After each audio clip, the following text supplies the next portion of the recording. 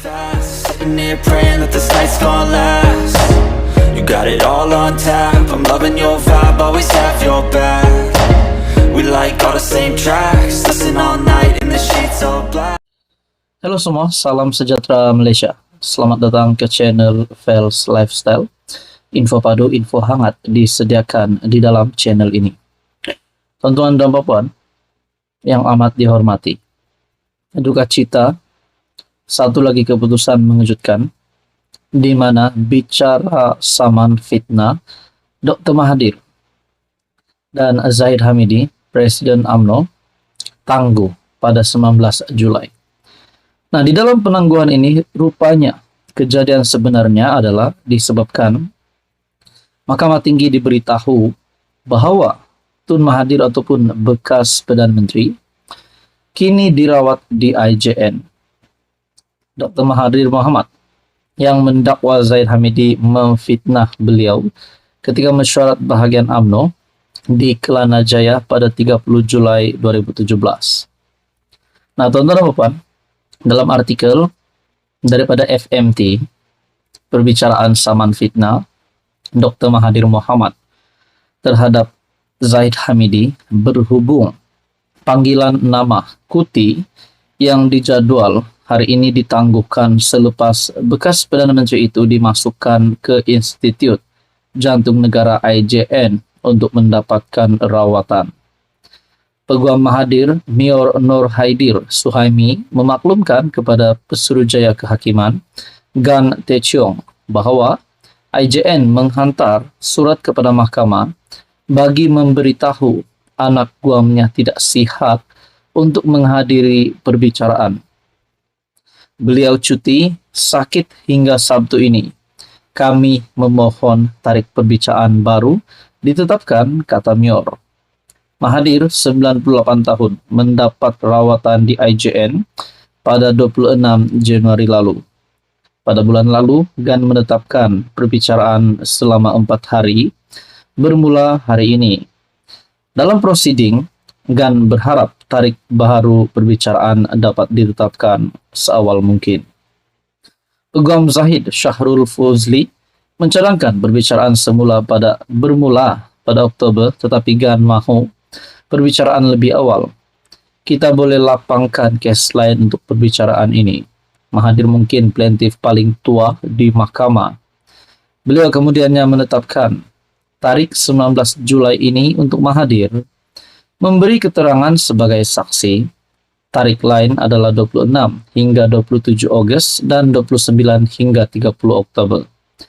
Mayor berkata, anak lelaki Mahathir mukris antara saksi yang akan dipanggil sebelum plaintiff menutup kes. Syahrul berkata, Zahid dan beberapa saksi lain yang identitinya tidak didedahkan di mahkamah akan dipanggil defendant. Dalam pernyataan tuntutannya, Mahathir mendakwa Zahid memfitnahnya ketika mesyuarat bahagian UMNO di Kelana Jaya pada 30 Julai 2017. Mahathir mendakwa kenyataan itu bertujuan membayangkan beliau bukan dilahirkan Melayu atau Islam, dan nama asal didakwa sebagai Mahathir, anak lelaki Iskandar Kuti. Dalam pernyataan pembelaannya, Zahid berkata, nama Mahathir, anak lelaki Iskandar Kuti, itu merujuk kepada seorang individu berdasarkan maklumat dari salinan lama satu kad pengenalan. Nah, di dalam artikel yang lain juga berkongsi bahwa Tun Mahathir terima rawatan di IJN, perbicaraan kes fitnah ditangguh. Mungkin ada yang bertanya, adakah Tun Mahathir larikan diri? Adakah Mahathir takut bersalah? Tetapi jawabannya tidak. Disahkan dalam artikel, Tun Mahathir terima rawatan di IJN, perbicaraan kes fitnah ditangguh. Apapun kita berdoa supaya Mahathir baik-baik saja dan supaya perjalanan perbicaraan kes fitnah ini dapat diteruskan. Apa komen Anda berkaitan dengan isu ini? Adakah di sini Zahid Hamidi yang akan terciduk ataupun Mahathir yang akan terciduk? Nah, siapapun juga bersalah, sudah pasti akan dikenakan tindakan undang-undang. Apa komen Anda? Sekian saja, teruskan bersama dalam channel ini. Untuk info yang seterusnya, jangan lupa tekan butang like, share, dan juga subscribe. Halo semua, salam sejahtera Malaysia. Selamat datang ke channel Fels Lifestyle. Info padu, info hangat disediakan di dalam channel ini. Sudah pasti masih banyak mulut yang bercakap, masih banyak yang tak puas hati, masih banyak yang mengecap berkaitan dengan keputusan lembaga pengampunan yang mengurangkan 50% hukuman penjara terhadap bekas Perdana Menteri Najib Razak. Kini Najib Razak menjalani hukuman penjara 6 tahun, di mana sebelum ini diputuskan adalah 12 tahun. Dan denda RM 210 juta pula dikurangkan kepada RM 50 juta.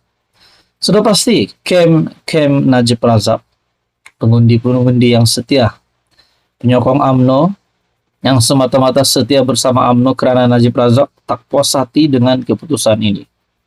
Dan pada akhirnya tempias ini, perkara ini telah terkena kepada kepimpinan Kerajaan Perpaduan, kepada kepimpinan parti-parti di dalam gabungan bersama UMNO Barisan Nasional di dalam Kerajaan Perpaduan, tidak lain dan tidak bukan PKR ataupun Pakatan Harapan. Satu artikel daripada FMT menyatakan hukuman Najib dikurang, akar umbi tak gemar cara PKR. Nah, di sini nama PKR pula disebut.